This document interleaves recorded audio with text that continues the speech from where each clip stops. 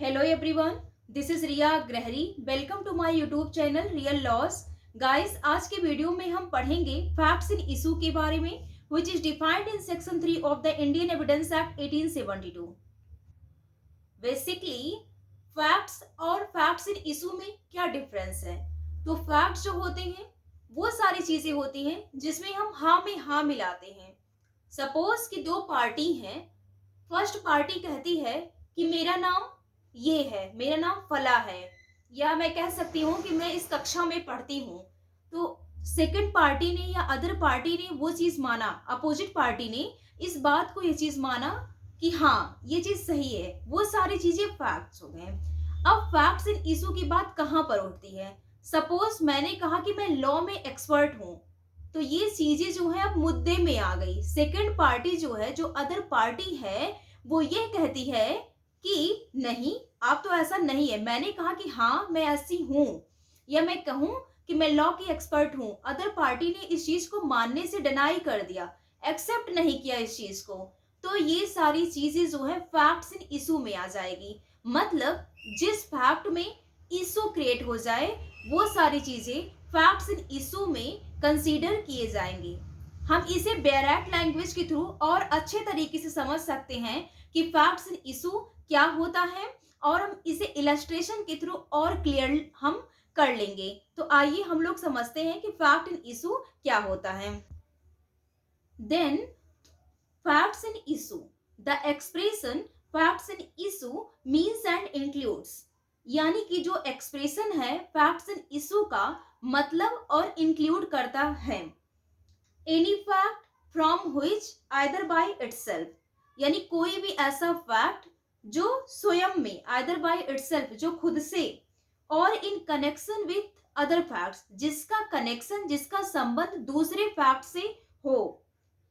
The existence, non existence, nature, extent of any right, liability or disability asserted or denied in any suit or proceeding necessarily follows, यानी कि कोई भी ऐसा fact जो या तो स्वयं से या तो इसका कनेक्शन दूसरे फैक्ट से है, जो एग्जिस्टेंस में है, जो अस्तित्व में है, या जो नॉन एग्जिस्टेंस में है, या जो अस्तित्व में नहीं है, जिसका नेचर या किसी के राइट को बढ़ाए, या किसी की लायबिलिटी को बढ़ाए, या डिसएबिलिटी को, चाहे कोई भी चीज जिसे असर्ट कर लिया जाए, जिसे स्वीकार कर लिया जाए, या जिसे डिनाई कर दिया जाए किसी भी सूट में या प्रोसीडिंग में, वो सारी चीजें क्या कहलाएंगी, फैक्ट्स इन इशू कहलाएगी. यानी कोई भी ऐसी चीज या कोई भी ऐसा फैक्ट्स जो स्वयं में या तो इसका कनेक्शन दूसरे फैक्ट से है.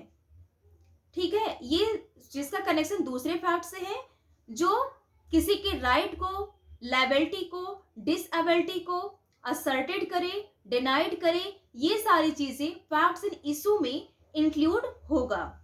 इसे हम इलस्ट्रेशन के थ्रू और हम क्लियर कर लेते हैं. तो इलस्ट्रेशन में है कि A is accused of the murder of B. A जो है बी के मर्डर होने का अक्यूज्ड है, मतलब ए जो है वो बी का हत्यारा है, बी को उसने मार दिया है, मारा है. तो at his trial the following facts may be in issue, यानी उसके ट्रायल में फॉलोइंग जो फैक्ट्स हैं वो इशू हो सकते हैं. जैसे that A caused B's death, कि क्या ए ने बी की हत्या की. That A intended to cause B's death, क्या ए का इंटेंशन था बी को डेथ करने का.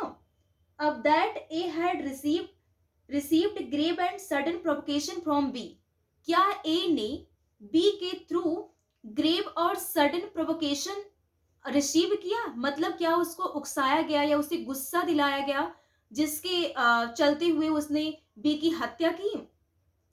That A at the time of doing the act which caused B's death, जिस समय ये एक्ट हुआ, जिस समय बी की डेथ हुई, by reason of unsoundness of mind, क्या ऐसा कोई रीजन तो नहीं था कि जिसमें वो पर्सन, जिस पर्सन ने इसे, मतलब ए ने जो बी की हत्या की, क्या ए जो है जिस समय इस एक्ट को अंजाम दिया वो अनसाउंड ऑफ माइंड में तो नहीं था, या वो एक्ट के नेचर को समझने में वो असक्षम था, या वो एक्ट के नेचर को वो समझने में इनकैपेबल था, ये सारी चीजें फैक्ट्स इन इशू में कंक्लूड किए जाएंगे, वो फैक्ट्स इन इशू में ये सारी चीजें आएंगी। यानी कि जिस चीज में विवाद उत्पन्न हो जाए, विवाद उठ जाए, मैंने कुछ कहा, उस पार्टी ने माना, ये चीजें फैक्ट्स हो गए।